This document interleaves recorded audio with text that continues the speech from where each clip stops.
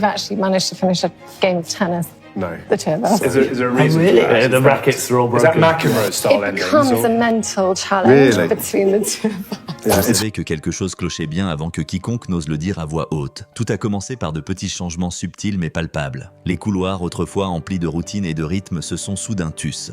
Non pas le silence confortable du petit matin, mais un silence tendu lourd qui vous prend aux tripes. Parfois, le silence est plus assourdissant que n'importe quel cri. Et c'est exactement ce qui s'est passé derrière les murs du palais. Comme si l'air lui-même pressentait quelque chose de grave, avant même que je ne le comprenne pleinement. Je me souviens avoir parcouru les couloirs, l'impression que les gens que je croisais hésitaient entre me regarder et m'éviter. Ce doute dans leurs yeux en disait plus fort que tous les mots. Les premiers signes se sont manifestés par des engagements manqués, des engagements que chacun savait importants à mes yeux. Je n'avais jamais manqué une journée du Commonwealth, ni une messe de Pâques. Ce n'était tout simplement pas dans ma nature. Mon sens des responsabilités avait toujours été plus fort que la fatigue, et pourtant il me fallait maintenant les laisser passer. J'essayais d'éviter la vérité, de me convaincre qu'il ne s'agissait que d'un épuisement passager. Le monde extérieur ne voyait que mon absence. Je sentais la faille s'agrandir en moi. Combien de temps peut-on se rassurer avant que la vérité ne nous oblige à nous immobiliser ? Quand William est apparu seul aux funérailles du roi Constantin, j'ai vraiment ressenti les conséquences de mon silence. Son visage en disait plus que ses mots n'auraient jamais pu. Il arborait la même sérénité contenue qu'à l'ordinaire, mais en dessous se cachait autre chose, de la tension, de la peur, peut-être même une pointe d'impuissance. Ce regard m'a brisé le cœur. Je savais que mon absence soulevait des questions non seulement pour le monde entier, mais aussi pour lui. Il y avait des choses que je n'avais pas encore dites, des choses que je n'osais même pas nommer. Le silence entre nous n'était pas hostile, mais empreint d'une vérité que je n'étais pas encore prête à partager. Pendant ce temps, le murmure à l'extérieur des murs du palais s'amplifiait. Spéculation, théorie, sources fiables, qui bien qu'ignorantes affirmaient tout. Les réseaux sociaux se transformèrent en un véritable ouragan en numérique de hashtags de panique et de théories du complot. Dans un monde où tout va très vite, on aime combler le silence par des histoires souvent déconnectées de la réalité. Je ressentais tout cela de loin, comme si j'observais par une fenêtre la tempête que j'avais moi-même déclenchée par mon silence. Avais-je le devoir de parler ? Ou avais-je le droit d'attendre de comprendre ce qui se passait ? Le palais gardait le silence, loyal calculateur et protecteur à sa manière. Mais le silence a deux faces. Il peut être un bouclier, mais aussi un miroir reflétant les craintes d'autrui. Lorsque même des correspondants royaux chevronnés commencèrent à s'interroger sur ce qui était dissimulé, je compris combien la frontière entre vie privée et méfiance était ténue. Je sais que l'intention n'était pas de plonger les gens dans l'incertitude. Pourtant, c'est précisément ce que fit le silence. Chaque jour sans nouvelles devenait une invitation à de nouvelles histoires déconnectées de la réalité. Ce que personne ne savait, c'est que mon monde était déjà en train de basculer, que depuis des mois, mon propre corps m'était étranger, que la fatigue n'était plus une simple fatigue mais un signal d'alarme, que la douleur que je ressentais n'était pas une ombre passagère, et que l'opération dont j'espérais qu'elle résoudrait tous les problèmes avait démontré exactement le contraire. Mais comment partager une chose pareille quand on ne la comprend pas soi-même ? Comment dire à ceux qu'on aime que le sol se dérobe sous nos pieds alors qu'on est encore en pleine chute ? L'atmosphère de sécurité à l'intérieur des murs du palais avait soudainement changé, plus oppressante, plus pesante, comme si le bâtiment lui-même devinait ce que je n'étais pas prête à dire. La sécurité était omniprésente, moins de mouvement, plus de contrôle. Je sentais une protection se construire autour de moi, mais cette protection se transformait simultanément en une cage que je n'avais pas choisie. Les murs qui m'avaient jadis paru si sûrs m'oppressaient désormais la poitrine. À cet instant, j'ai commencé à comprendre que le silence n'est pas seulement quelque chose qu'on entend autour de soi. Il s'insinue aussi dans nos pensées. Il emplit notre respiration. Il rend même les moments les plus simples pesants. Mais c'est ce même silence qui m'a forcé pour la première fois à vraiment écouter mon corps, à m'arrêter, à ressentir et à réaliser que je ne pouvais plus fuir la vérité. Tandis que le monde s'interrogeait sur mon silence, je cherchais les mots justes pour exprimer ce que je ressentais. Non pas ceux que la presse attendait, ni ceux que le palais aurait pu formuler, mais les mots sincères. Car derrière chaque rumeur, chaque spéculation, chaque communiqué de presse guindée, se cachait la réalité de mon propre corps qui murmurait ce que personne ne savait encore. Et c'est peut-être là que la première vraie fissure s'est formée, non pas la peur que le monde le découvre, mais la prise de conscience que je ne pouvais plus le nier moi-même. J'avais toujours cru bien connaître mon corps capable de reconnaître les signes avant-coureurs d'un problème. Mais rien ne m'avait préparé au jour du diagnostic qui allait bouleverser ma vie. Tout a commencé par une opération que tout le monde, moi y compris, pensait avoir résolu le problème temporairement, voire sans gravité. Une intervention nécessaire, certes, mais sans véritable motif d'inquiétude. Et pourtant, à mon réveil, lorsque j'ai vu le visage doux et professionnel du médecin chercher ces mots, je l'ai senti, avant même qu'il n'ouvre la bouche. Une certitude intuitive et absolue, ma vie venait de prendre un tournant dont j'ignorais la direction.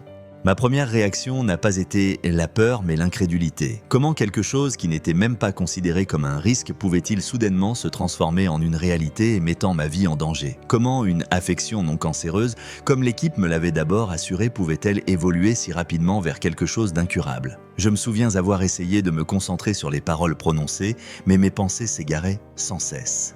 La biopsie, des analyses complémentaires, un traitement supplémentaire, et finalement ce mot qui m'a frappé comme une pierre froide cancer. Je me suis soudain sentie toute petite, submergée par un sentiment d'impuissance inédit. Dans mon travail, j'avais l'habitude de planifier, d'organiser, d'anticiper. Mais la maladie ne connaît ni protocole, ni hiérarchie, ni respect des responsabilités ou des horaires. J'étais allongée là, impuissante, tandis que le monde que j'avais bâti continuait comme si de rien n'était, alors que tout en moi s'effondrait. Les jours suivants furent déroutants et difficiles. Je m'efforçais de tenir le coup, de comprendre les nombreux termes médicaux que les spécialistes m'expliquaient avec précaution mais sans détour. Chimiothérapie préventive, zones à risque, propagation. Comme si mon propre corps était devenu un étranger avec lequel je devais réapprendre à communiquer.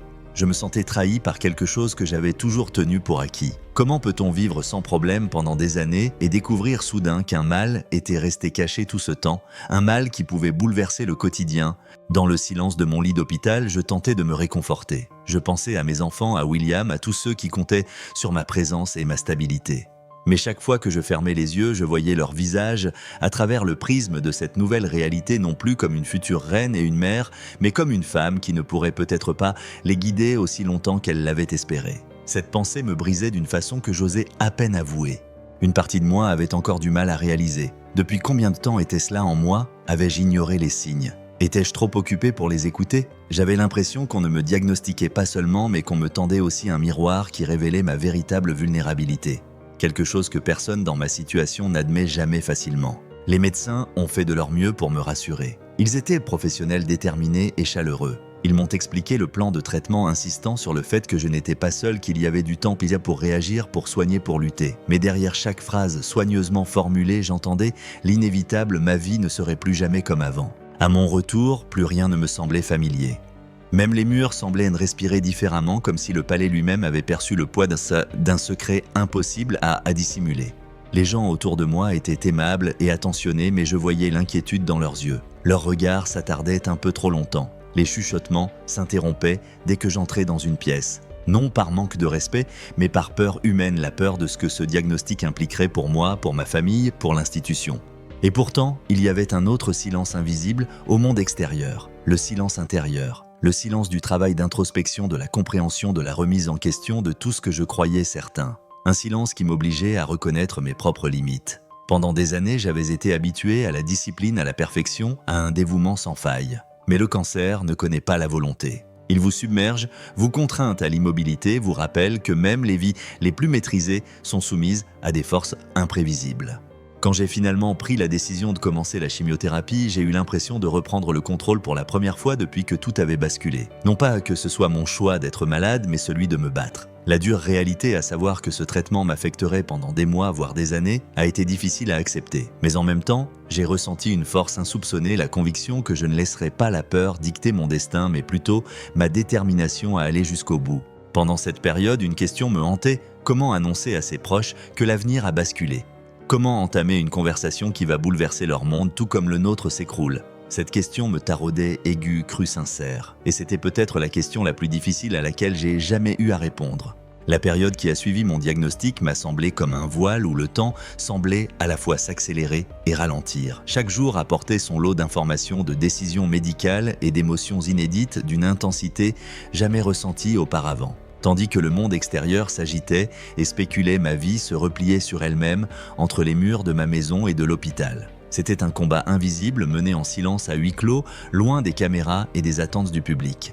Un combat qui m'a contrainte à redéfinir mon rôle, mon identité et ma force. La chimiothérapie a commencé plus tôt que je ne l'aurais imaginé.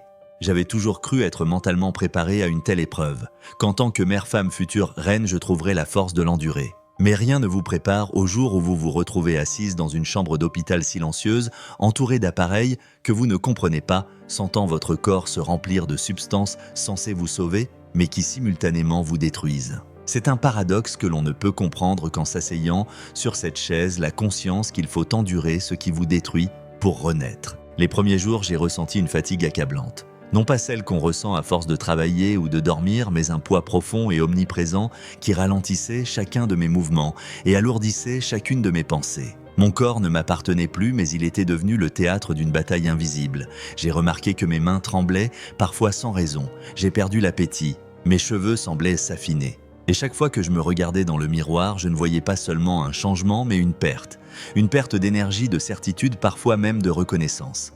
Mais peut-être que le combat intérieur était encore plus difficile. Comment garder ses distances quand son plus grand souhait est ce mot et que le monde s'arrête de tourner un instant ? Comment protéger ses enfants d'une vérité si accablante qu'on a du mal à l'exprimer ? J'essayais de faire comme si de rien n'était, de maintenir une routine, de trouver des moments pour être une mère comme avant. Lire des histoires, prendre le petit déjeuner ensemble, caresser leurs cheveux au passage.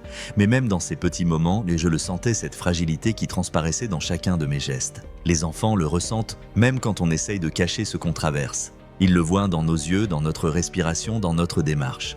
William s'efforçait de rester fort, mais mon silence devint le sien. Derrière chaque sourire rassurant, je percevais la tension qui le rongeait. Parfois, il s'asseyait à mes côtés sans dire un mot, comme si le silence était la seule chose que nous pouvions supporter. Il menait une double vie, l'époux attentionné à la maison et la figure publique stable qui devait maintenir la monarchie à flot. Je ressentais le fardeau que je lui avais involontairement imposé, et cette culpabilité me dévorait. Que peut-on demander à quelqu'un même, à celui qui est tout pour nous ? À l'extérieur, le flot de spéculation faisait rage. Articles hashtag, vidéos experts autoproclamés, chacun pensait savoir ce qui n'allait pas chez moi.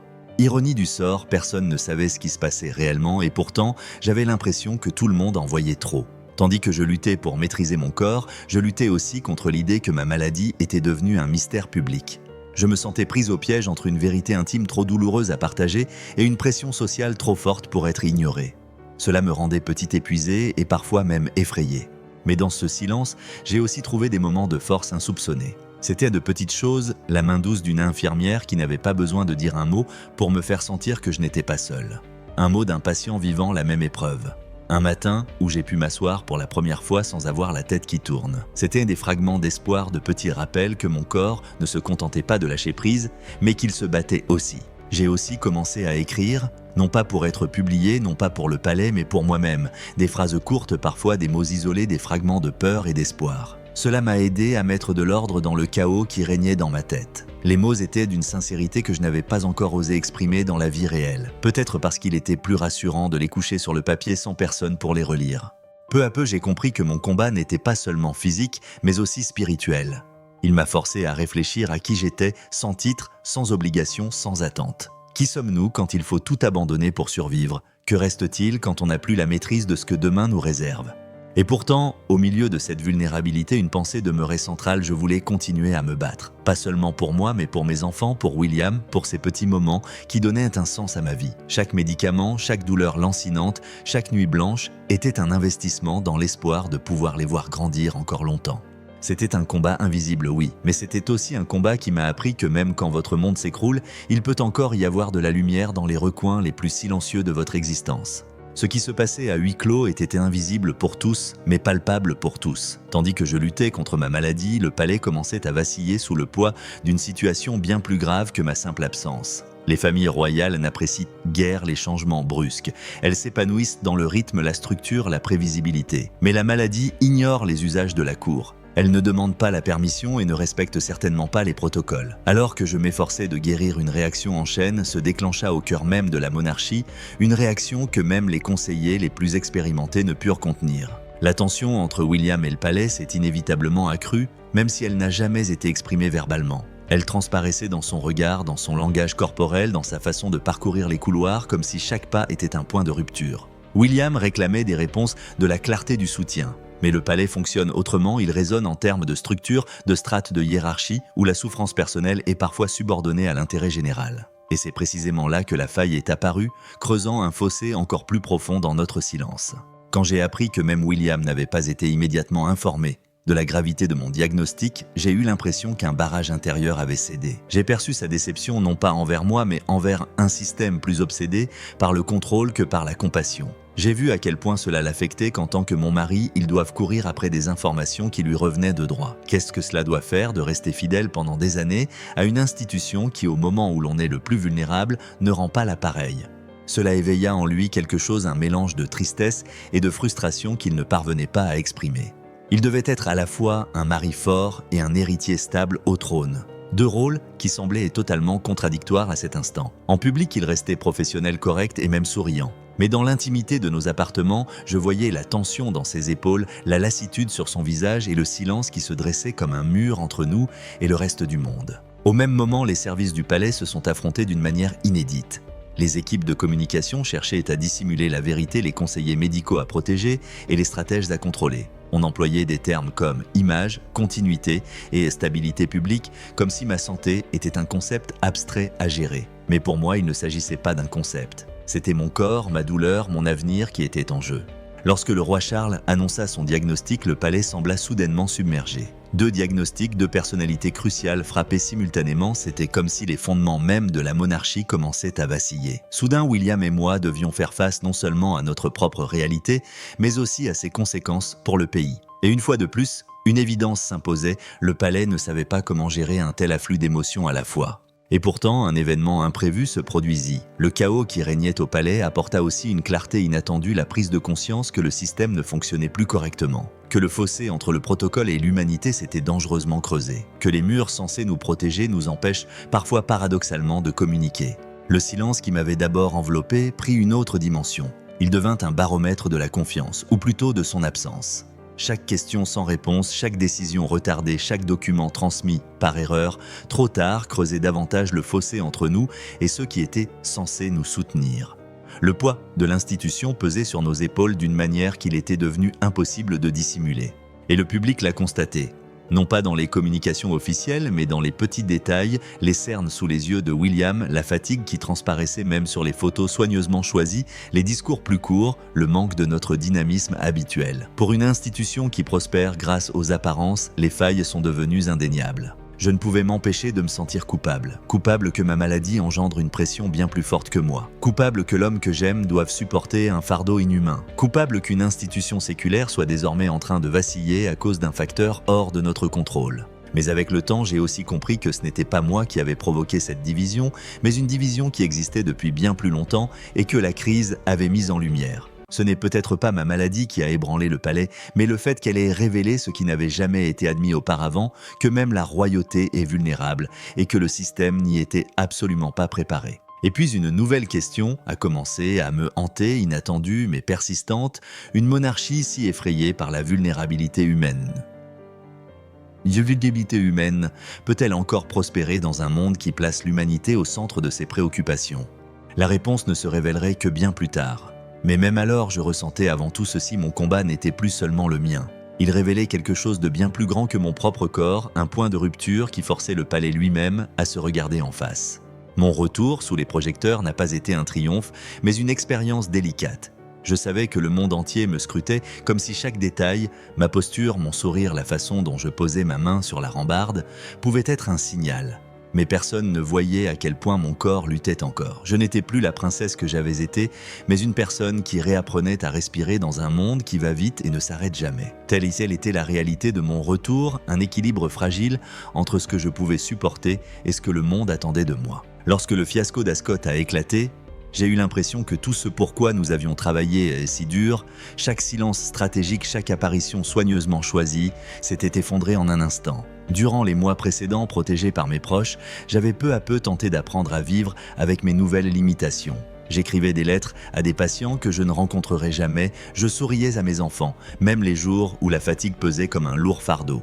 Et je prenais le temps de laisser mon corps guérir sans me soucier des pressions extérieures. Mais Ascot m'a montré que le monde n'avait pas oublié, qu'il était toujours à mes côtés, mais parfois aussi contre moi. Quand mon nom est apparu par erreur, du moins c'est ce qu'on a prétendu sur la liste officielle des invités, une tempête s'est abattue sur moi, une tempête que je n'avais jamais voulu déclencher. L'enthousiasme, le soulagement, les cris de joie, j'ai tout lu. Pendant les premières heures, j'ai eu l'impression que le monde entier m'enlaçait tendrement. Mais très vite, cette chaleur a fait place à la déception, à l'indignation, à la suspicion. Comment une telle erreur avait-elle pu se produire? Pourquoi n'a-t-elle été corrigée qu'à la dernière minute? Et surtout, qu'est-ce que cela signifiait pour moi?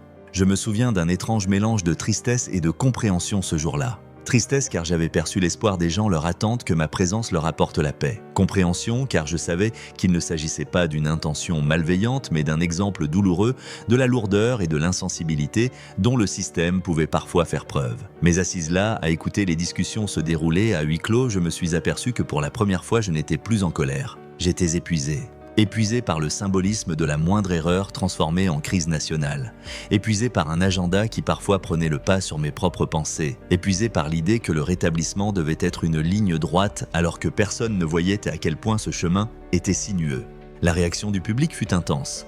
Non pas parce que j'étais blâmé, mais parce qu'ils étaient une fois de plus confrontés au silence que nous avions tenté de maintenir.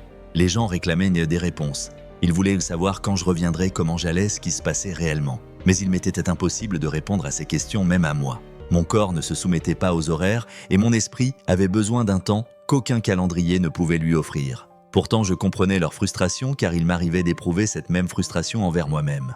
Ce qui m'a le plus touché, ce sont les lettres que j'ai reçues pendant ces semaines. Des messages de personnes elles-mêmes sous chimiothérapie, des personnes qui disaient ne pas voir mon absence comme une faiblesse mais comme une reconnaissance. Des femmes qui décrivaient leur propre rétablissement comme un paysage parsemé de vallées auxquelles personne ne les avait préparées. Et chaque fois que je lisais ces mots, j'étais envahi par une immense gratitude. Car même lorsque le monde numérique s'enflammait de théories du complot, il y avait des personnes bien réelles qui comprenaient le langage du silence et de la souffrance. Alors que ma santé s'améliorait peu à peu, les demandes de mon retour se faisaient de plus en plus pressantes. Mais la vérité était simple, je ne pouvais pas revenir comme avant. Mon corps avait changé, mon esprit avait changé, mes limites avaient changé. Là où j'avais autrefois rempli mes journées sans effort de visites professionnelles, de discours, de réunions et de préparatifs, je devais désormais peser chaque apparition publique comme un investissement parfois très coûteux. Mon retour ne s'est donc pas fait en sprintant mais par petites étapes maîtrisées. Ma première apparition, brève, discrète mais significative, fut comme ouvrir une porte restée close pendant des mois. Les regards des gens autour de moi, leur soulagement authentique, même leurs larmes, cela m'a touché plus que je ne l'aurais imaginé. Cela m'a rappelé que la présence publique n'est pas seulement une responsabilité mais aussi un lien social. Ces 45 minutes ont libéré tout ce que j'avais retenu prisonnier pendant des mois. Et pourtant, je savais que le monde n'avait aperçu qu'un bref instant et non la récompense qui l'avait précédé. Que je devais me reposer pour le reste de la journée. Que j'avais économisé mon énergie les jours précédents, comme d'autres économisent leur argent. Que le choix d'être présente n'était pas une question de devoir mais de courage. Car à cet instant précis, je ressentais encore la vulnérabilité de mon corps malgré mon sourire qui laissait croire le contraire. En reprenant peu à peu conscience de ma situation, j'ai aussi compris que mon rôle ne serait plus jamais le même. Ma maladie avait détruit quelque chose certes, mais elle avait aussi révélé quelque chose. Quelque chose que je ne pouvais plus ignorer. Quelque chose de bien plus grand que moi. Car que signifie revenir quand le monde attend de vous, non seulement votre présence, mais aussi votre inébranlabilité? Comment continuer à vivre tandis que tous autour de vous s'interrogent sur votre symbolisme alors que vous-même apprenez encore à avoir confiance en votre propre corps? Il me restait encore à trouver la réponse. Mais je savais une chose, mon retour ne serait pas dicté par la tradition mais par la vérité. Par l'honnêteté, par l'humanité. Et c'est ainsi qu'a commencé un nouveau chapitre non plus guidé par les attentes, mais par la question de ce que je voulais rendre au monde. Dans tout long combat, il arrive un moment où l'on réalise qu'on ne se bat plus seulement pour soi-même. Ce moment est arrivé pour moi lorsque j'ai compris que ma maladie avait involontairement ébranlé les fondements même de la monarchie. Non pas par des événements politiques, ni par des scandales ou des crises, mais simplement parce que j'étais humaine, vulnérable, mortelle, limitée. La couronne s'était toujours construite sur une image d'indestructibilité. Une image que j'avais, sans le savoir, contribué à façonner pendant des années. Mais la maladie ne se contrôle pas. La maladie impose la sincérité. Et c'est précisément pour cette raison que mon combat est devenu le miroir d'une institution qui avait longtemps fui l'introspection. Face à la chimiothérapie, au silence, à la fatigue et à la convalescence, j'ai réalisé combien le palais peinait à accepter mes nouvelles limitations. Le rythme effréné d'antan n'était plus tenable. Mes journées étaient rythmées par des heures fastes, des heures difficiles et des heures de repos et de convalescence. Mais ce qui me paraissait inévitable était perçu comme une menace par certains membres de l'institution. Comment une future reine pouvait-elle ne pas être toujours disponible? Comment les obligations publiques pouvaient-elles attendre? Comment une personne titrée pouvait-elle soudainement devenir aussi vulnérable que le peuple qu'elle servait au quotidien? Ces questions n'ont jamais été posées à voix haute, mais je les ai perçues dans le silence entre les réunions, dans les murmures des conseillers qui tentaient de saisir cette nouvelle réalité. Aujourd'hui encore, j'ai le sentiment que la monarchie ne sait pas vraiment comment gérer une femme qui fait passer sa santé avant son devoir. Mais c'est peut-être précisément ce dont elle a besoin, une pause bien méritée, une redéfinition du sens du service, sans pour autant se perdre soi-même. Il m'apparaissait de plus en plus clairement que ma maladie était devenue un catalyseur inattendu, que mon combat obligeait le palais à repenser ce que signifie être une monarchie moderne. Non seulement sur le plan extérieur, mais surtout sur le plan intérieur, dans les relations humaines, dans notre fonctionnement familial, dans notre façon d'appréhender les crises, la vulnérabilité et le changement. Durant mes longues périodes de convalescence, je pensais souvent à l'avenir, non pas en tant qu'héritière ou modèle, mais en tant que personne. Que voulais-je laisser à mes enfants ? Que voulais-je qu'ils apprennent de cette période de mes épreuves, de mes jours infernaux et de mes victoires discrètes ? La réponse revenait toujours sous la même forme, la résilience. Non pas celle superficielle qu'on voit sur les photos officielles, mais cette résilience tranquille et tenace qui se forge lorsqu'on doit choisir de continuer chaque jour. Ma maladie m'a appris que ma valeur ne réside pas dans le nombre d'obligations que je remplis, mais dans la façon dont je préserve mon humanité. Et plus je comprenais cela, plus je réalisais que cette leçon était peut-être la plus importante que je puisse enseigner à la monarchie. Car une institution qui ne fait jamais preuve d'humanité risque de perdre le peuple pour lequel elle est censée exister. J'ai entamé des conversations d'abord avec prudence puis avec plus de détermination. J'ai parlé de frontières de santé, de l'importance du repos, du fait qu'aucune institution ne peut survivre si elle épuise son personnel. Tout le monde n'a pas compris immédiatement. Certains pensaient qu'il s'agissait d'une phase, d'un phénomène passager. Mais j'étais d'un autre avis. Ce n'était pas un ajustement temporaire, c'était une réforme nécessaire.